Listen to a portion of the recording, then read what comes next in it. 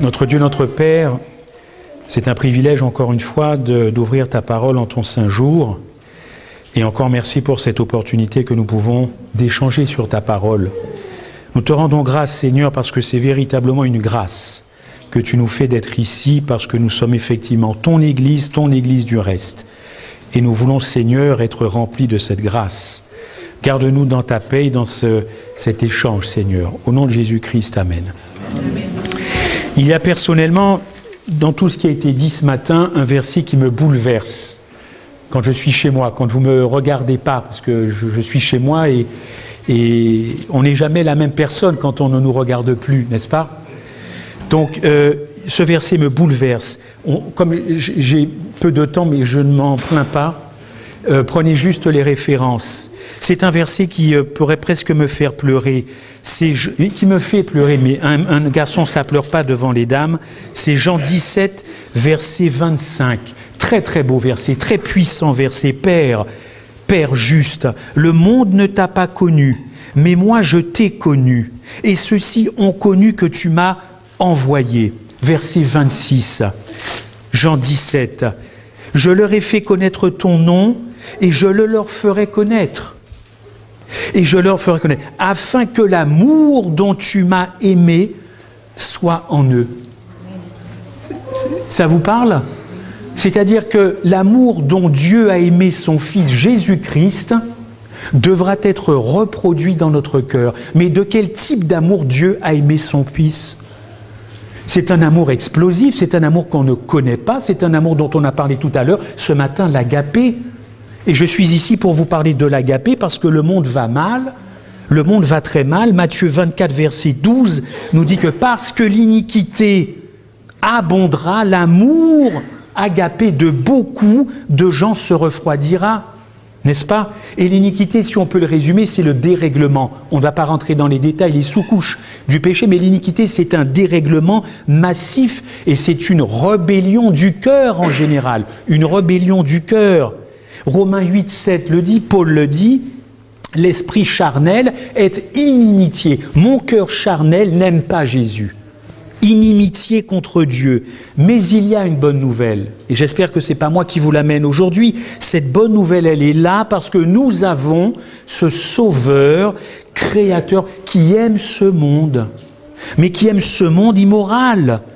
Qui aime ce monde de Daesh. Qui aime ce monde de démons.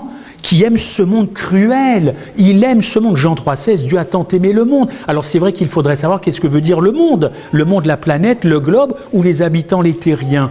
On peut en parler, mais globalement, Jean 3,16. Et c'est difficile d'aimer un être qui est repoussant et qui est sale.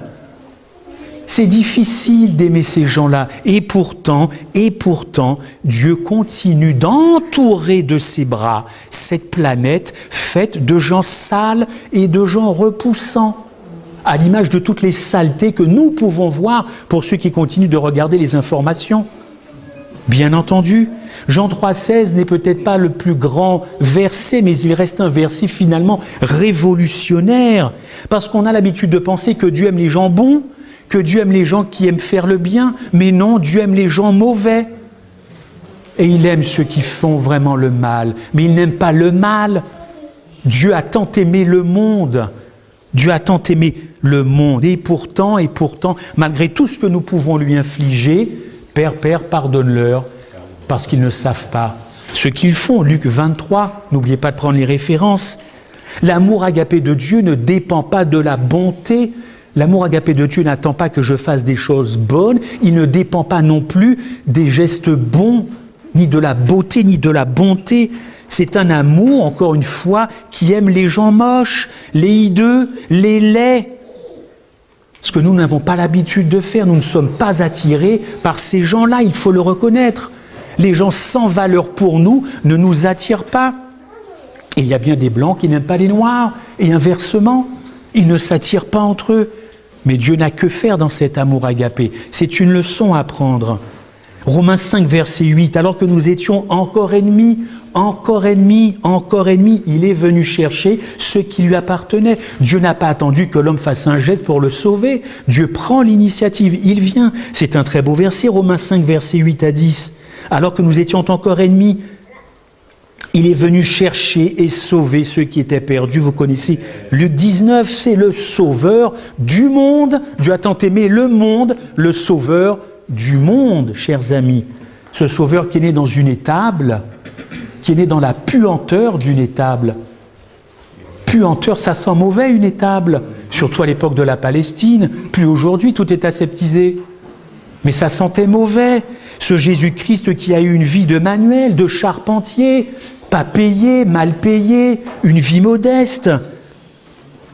Rejeté des hommes, mais aussi rejeté de son peuple. Son propre peuple l'a rejeté. Il a souffert la détresse jusqu'à ce que son père, y compris, le rejette. Quand son père le rejeta, maudit par son père, je vous rappelle quand même Madame White, ce qu'elle a déclaré, Jésus-Christ, page 757, sous le poids de la culpabilité qui l'accable, il ne lui a pas été donné d'apercevoir le visage miséricordieux de son Père. Le Sauveur ne voyait pas au-delà de la tombe, j'espère que je ne vous apprends rien, et l'espérance ne lui montrait plus la victoire sur le sépulcre, rejeté du monde, rejeté des Juifs, rejeté de son Père. Dieu a tant aimé le monde qu'il a donné son Fils. Alors, cet amour agapé, moi je veux le vivre. Je veux le vivre dans ma famille, avec ma femme, depuis quand même pas mal d'années maintenant, avec mes enfants, avec vous, même si vous n'êtes pas d'accord, même si vous me détestez, même si vous me haïssez, je veux pouvoir partager cet amour. C'est un amour dynamique. 2 Corinthiens 5, 14, il faudrait l'afficher partout, dans les toilettes, dans les salles de bain. 2 Corinthiens 5, 14, l'amour de Christ me presse. D'autres versions disent l'amour de Christ m'étreint. N'avez-vous jamais étreint vos épouses, vos amis, vos copines? L'étreinte, je ne parle pas de l'étreinte sexuelle, je parle de l'étreinte, l'amitié. Dieu étreint ce monde. Évidemment, le problème, c'est qu'il y a un rejet de cet amour agapé. Pourquoi? Parce que c'est moi d'abord. Moi d'abord, moi d'abord. Alors c'est vrai que Paul va donner toute une liste de nos esclavages, vous le savez, 1 Corinthiens 6, verset 9. Et je rappelle que dans 1 Corinthiens 6, verset 9, il est bien marqué le mot homosexuel. N'en déplaise à certains. C'est bien homosexuel dans les versions françaises. Aujourd'hui, cette bonne nouvelle de l'agapé est toujours aussi puissante. Et je vois bien que quand je parle de l'agapé, j'ai toujours deux types de personnes en face de moi. Ceux dont le cœur va être brisé quand ils vont découvrir comment Dieu les aime. Et l'autre type, c'est qu'ils vont devenir ennemis de l'agapé. Ils ne vont pas supporter ce mot parce qu'ils ne l'ont pas dans leur cœur. Ils n'en veulent pas de ce mot. Et c'est le mot maître à la fin des temps. Agapé. Cet amour est positif, il est persistant et il va transformer mon cœur. Mais alors aujourd'hui, j'entends très souvent dire, pour ne pas croire à un tel amour, alors voilà le type de réflexion, un petit peu comme tout à l'heure, les statistiques, si Dieu aime le monde, pourquoi n'arrête-t-il pas la chute de ce monde? Vous avez déjà entendu ça. Comment Dieu peut-il avoir les mêmes sentiments que moi? Ou alors pourquoi Dieu finalement apprécierait ceux que moi je n'apprécie pas? Tout simplement, chers amis, parce que l'amour de Dieu a été perverti. L'amour de Dieu a été complètement perverti. Dieu continue d'enlacer le monde, chers amis. Il enlace le monde. Et il faut toujours distinguer, quand on parle de l'amour et de l'agapé, toujours distinguer ce que la Bible appelle amour et ce que moi j'appelle amour. Et là, on va s'apercevoir qu'on n'est pas sur le même mode. Et il va falloir revenir à la fin des temps sur ce mode. On peut accepter ou rejeter cet amour agapé, mais il faut remonter à la croix pour voir quel est cet agapé.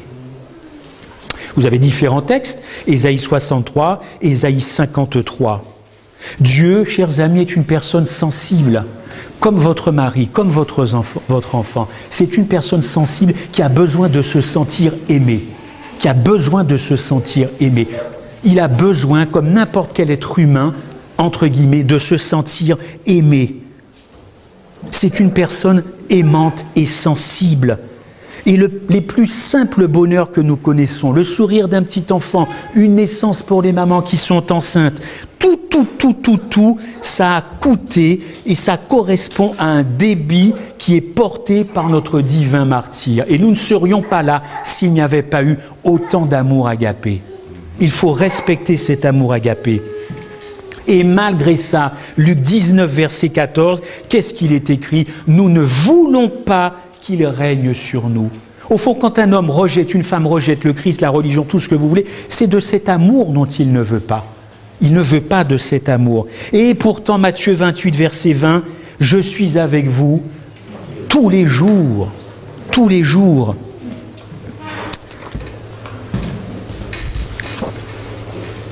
Satan s'oppose. Satan s'oppose à ce que Dieu élimine l'égoïsme qui est dans mon cœur. Il s'oppose et il affirme que le monde est pire maintenant que lorsque Christ est allé à Golgotha. A-t-il tort? A-t-il raison? Le monde est pire. Il n'a pas tout à fait tort, l'ennemi. Il n'a pas tout à fait tort. Pour répondre à cette affirmation, l'Évangile doit produire quelque chose chez le croyant.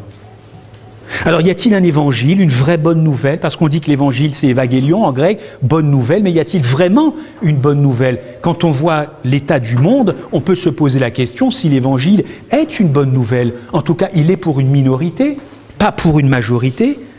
Et finalement, si c'est une vraie bonne nouvelle, est-ce qu'il y a une puissance? Et si c'est une puissance, comment elle agit dans mon cœur? Parce que dénoncer le mal, c'est une chose, bien sûr, mais le seul message qui réchauffe le cœur, c'est cette grâce surabondante. On entend beaucoup parler du péché. Le péché est grand, mais la grâce est plus grande que le péché. Mettons l'accent là-dessus, nous, adventistes du 7e jour. Ne fréquentons pas trop le péché, parce que le péché, ça brûle de l'intérieur, et nous rendons gloire au Christ à force d'en parler. Vous m'avez compris quand j'ai dit ça, pour ceux qui me connaissent, évidemment.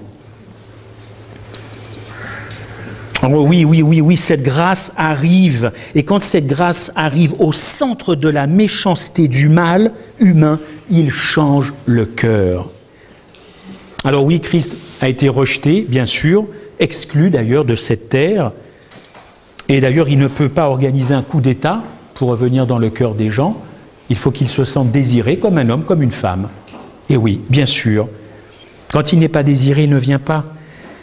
Et pourtant, il y a des chrétiens qui croient à l'évangile, n'est-ce pas? Mais ce sont des gens qui finalement sont obsédés par un légalisme. On va en parler de 2 secondes de ce légalisme. On en a parlé un petit peu ce matin, il n'y avait aucune concertation. Aucune concertation. Vous le connaissez, ce légalisme. Nous devons faire ceci. Nous devons être plus fidèles. Nous devons étudier plus, nous devons prier plus, nous devons donner plus. Ça vous rappelle peut-être un président? Plus, toujours plus. Bien sûr. Mais ça, chers amis, le poids de ça m'écrase parce que je me sens obligé de faire toujours plus. Plus de prières, plus d'études, plus de sorties, plus de ci, plus de ça. Mais bien sûr que oui. Et malgré tous les efforts que l'on peut faire, on n'y arrive pas, on s'épuise. Et on finit frustré, comme dit l'apôtre Paul, misérable que je suis, un chrétien adventiste misérable, parce que je me suis mis une pression énorme, alors même que Golgotha m'enlève cette pression, moi je veux cette pression, je veux montrer que je suis un bon adventiste, bien sûr. Et oui, le poids de ça crée une angoisse. C'est une mauvaise racine, ce légalisme. Encore une fois, malgré tous les efforts que je peux faire, je n'y arrive pas. Oh, je vais y arriver le lundi, le mardi, et mercredi, j'ai lâché. Israël, nous ferons tout ce que l'Éternel a dit. Nous ferons rien. Une semaine après, ils adoraient le veau d'or. Que dalle! Arrêtons de faire des promesses. Je ne suis même pas capable de tenir les miennes vis-à-vis de ma femme. Pourquoi j'arriverai à les tenir pour Dieu?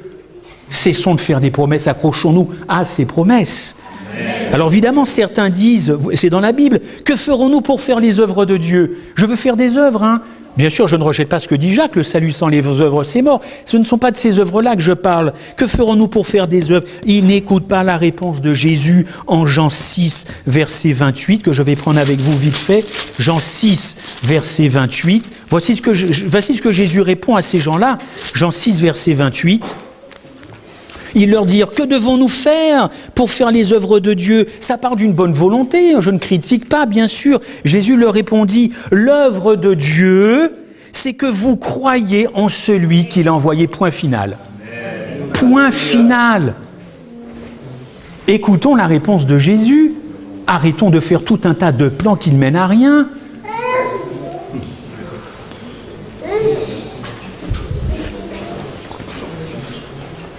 Il existe une peur cachée chez le chrétien aujourd'hui, chez l'adventiste, une peur cachée que nous ne fassions pas assez de bonnes œuvres finalement pour être sauvés.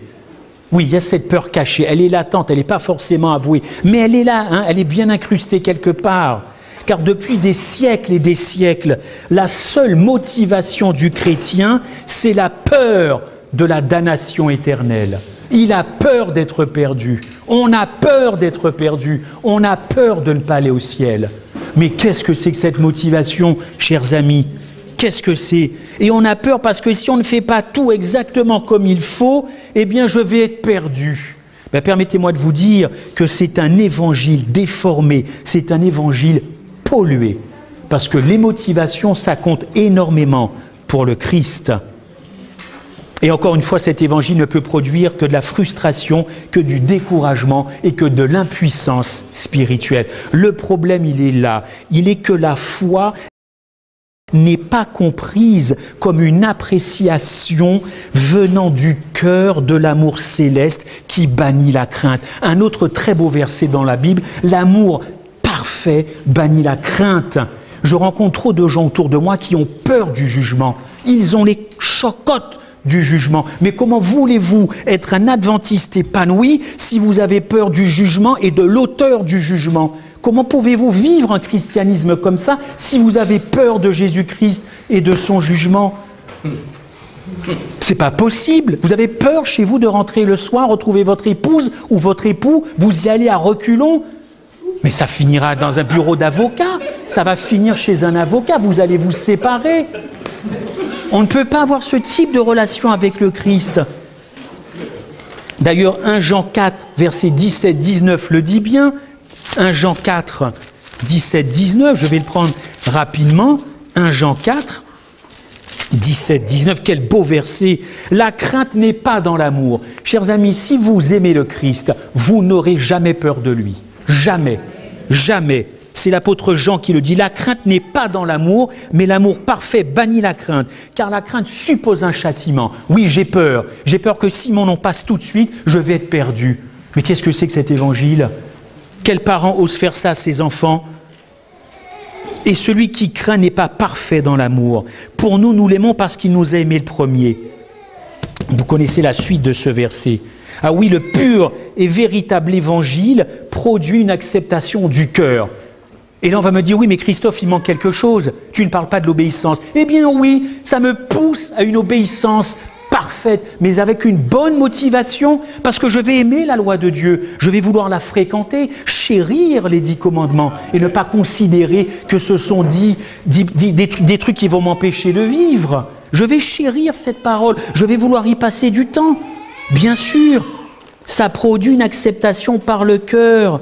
Et ça produit aussi l'amour de la vérité pour être sauvé. C'est Paul en Thessaloniciens. C'est pas le tout de croire que la Bible, c'est la vérité. Il faut aimer cette vérité.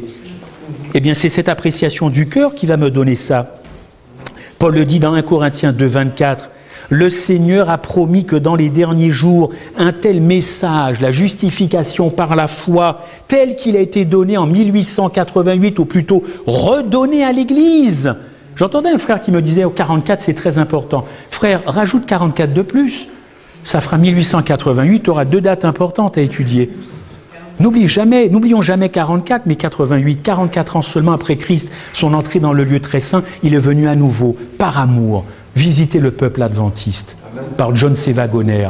Plongez-vous dans ce message, il est bouleversant, bouleversant. Et c'est ce message qui sera prêché à la fin des temps. Et je ne devrais pas parler au futur, on n'a jamais autant parlé de la justification par la foi. À ma connaissance, tiens, merci Seigneur. Le Seigneur l'Éternel a toujours la France sur son GPS. Apocalypse 14, versets 6 et 7. Vous connaissez craindre Dieu, mais ce n'est pas avoir peur de lui. c'est apprécier son caractère, évidemment, et vous lui donnez gloire. Je lisais tout à l'heure un texte, c'est dans Jean, je m'en vais préparer une place, et quand je reviendrai... Mais il y a des gens qui sont plus intéressés par la place que par l'auteur de la place. Est-ce que la seule pompe à énergie de notre foi, c'est d'avoir la vie éternelle? Non, chers amis, non. Faites une croix sur cette vie éternelle si c'est votre seule motivation d'aller au ciel. Bon, j'aurais pu vous parler du deuxième message. On est dans Apocalypse 14. Là, c'est une bonne nouvelle, mais qui avertit contre une contrefaçon maligne. Le troisième ange d'Apocalypse 14, lui, avertit une autre contrefaçon, mais encore plus maligne, plus subtile. Le texte le dit, l'adoration de la bête, de son image et la position de sa marque. Ce pur évangile, il est prêt, chers amis. C'est l'évangile du XXIe siècle. Et si vous regardez le cantique de Moïse et de l'agneau, regardez dans Apocalypse 3. Moi, je reviens sur ces gens qui ne pensent qu'à la vie éternelle. Eh bien, écoutez, dans Apocalypse 19, pour ceux qui connaissent mieux l'Apocalypse, les 24 vieillards et les 4 êtres vivants, qu'est-ce qu'ils font? Qu'est-ce qu'ils chantent? Qu'est-ce qu'ils disent? Saint, Saint, Saint est l'Éternel. Saint, Saint, Saint est l'Éternel. Ce qui se passe au ciel actuellement, c'est la préoccupation du ciel. Les 24 vieillards sont en adoration H24. Donc, je vous dis tout de suite que si nous allons au ciel, ce sera de l'adoration H24. Mais si je n'aime pas l'adorateur sur terre, pourquoi je voudrais l'adorer H24 au ciel? C'est ça le problème. Ils adorent Dieu et nous allons au ciel pour adorer Dieu. C'est pas pour la petite place qu'il m'a réservée, même s'il le dit « je reviens, je te prends ». Dans le cantique de Moïse et de l'agneau, il y a 2 personnages bibliques qui sont prêts à ce que leur nom soit rayé du livre de vie. Vous connaissez, c'est Moïse et c'est Paul. Il faudra défendre l'honneur et la crédibilité de Dieu aux dépens de ma vie éternelle. À la fin des temps, le chrétien adventiste ne doit pas être nubilé par sa sécurité au ciel. Il doit pouvoir défendre la crédibilité de Dieu comme Moïse l'a fait et comme Paul l'a fait. Cessons toujours d'être obsédés par le petit carré, le mètre carré qu'on m'a réservé. Je le prends, c'est Dieu qui me le donne. Mais c'est l'auteur, c'est le Christ qui m'intéresse. C'est pas ce qui m'a réservé. Maintenant, les gens pensent plus qu'à ça. Et j'entends dire aussi, pourvu qu'il n'y ait plus pourvu que je parte avant la persécution. Mon Dieu! Mais quel message on envoie au ciel? Mais justement, l'Éternel a besoin de toi dans cette persécution. Moi, en ce moment, j'arrête pas de fréquenter mon commissariat. Je vous dis tout de suite, j'ai rien fait. Mais c'est déjà une habitude. Parce que le jour où on va m'y emmener, je serai comme chez moi. Et je lui ai dit au policier hier, je vais prendre un abonnement, monsieur. Et il s'est rappelé toutes les fois que j'étais venu. Moi, je peux vous dire, je le connais. La prochaine fois qu'on m'y emmène pour ma foi, allez, je suis presque chez moi. Mais le discours sera le même. Je ne viendrai pas pour la même chose. Arrêtons cette motivation, ce légalisme qui nous enchaîne, qui font... On ne va pas s'en sortir. Et Dieu voit cette terre en disant, moi j'ai tout fait à Golgotha, je leur ai tout donné, j'ai de l'agapé en réserve, les anges peuvent témoigner et nous sommes enchaînés, toujours par mieux faire, comment faire. Non, nous avons été libérés, mais pas pour faire n'importe quoi. Et cet évangile-là, il est disponible. Le livre de l'Apocalypse nous encourage à espérer. Le résultat sera la formation d'un peuple sur cette terre, un peuple dont Dieu dit finalement, oui, c'est ici la persévérance des saints et ceux qui gardent les commandements de Dieu. Mais n'oublions jamais, nous adventistes, et la foi de Jésus. Amen. Nous avons trop mis l'accent sur les commandements, nous avons peu mis l'accent sur la foi de Jésus, et c'est la foi de Jésus, comme il a été dit, qui nous aidera à tenir. Oh, élevons nos enfants, aimons nos épouses et nos maris dans cet évangile pur qui doit être distillé au monde. Évidemment, je ne dis pas que c'est facile, je ne dis pas qu'on n'a pas des problèmes, mais positionnez-vous devant l'agapé, où vous refusez et vous devenez un ennemi de Jésus-Christ, sans le savoir dans votre cœur, où vous acceptez cette totale transformation. Mais vous ne pourrez être transformé que si vous contemplez la croix. Amen. On est venu me dire que je parlais trop de la croix. Trop de la croix. Quelle insulte à Jésus-Christ. Trop de la croix. Mais il y a des milliards de gens qui ont accepté le christianisme uniquement par la croix. Amen. Nous parlons trop de la croix, chers amis. Quelle insulte pour l'Éternel. Voilà, chers amis, je ne sais pas trop vous dire. Je voulais juste m'assurer que nous étions tous un petit peu... Et puis je voudrais terminer vraiment, il y a l'évangile qui libère et il y a l'évangile des ténèbres. Et une même personne peut professer les deux. Alors je vous donne un exemple de l'évangile des ténèbres. C'est de croire par exemple, ou de faire croire aux chrétiens adventistes par exemple que la sodomie après tout, c'est bon. Oui, parce que les habitants de Sodome, pour certains, n'étaient pas critiquables ou jugés en fonction de leur orientation sexuelle, mais plutôt parce qu'ils étaient méchants. Ça, c'est l'évangile des ténèbres. L'évangile des ténèbres, c'est de prendre le récit de la Genèse et de faire croire que c'est de l'allégorie et qu'il n'y a pas eu de création littérale en 6 jours. Ça, c'est l'évangile des ténèbres. L'évangile des ténèbres, c'est nous faire croire que finalement, un Dieu du lundi, c'est le même que du samedi ou que du dimanche. Donc après tout, ça, c'est l'évangile des ténèbres. Ce n'est pas l'évangile qui est dans ma Bible en tout cas. Alors restons solidement accrochés à la parole de Dieu et acceptons son amour débordant, même si c'est un amour qui nous étouffe. Mais je préfère, comme dit l'apôtre Paul, être esclave de Christ et être esclave de son amour, plutôt qu'être esclave de règles et de choses qui vont m'empêtrer dans un truc qui va m'étouffer. Et vous ne me reverrez plus si c'est le cas. Amen.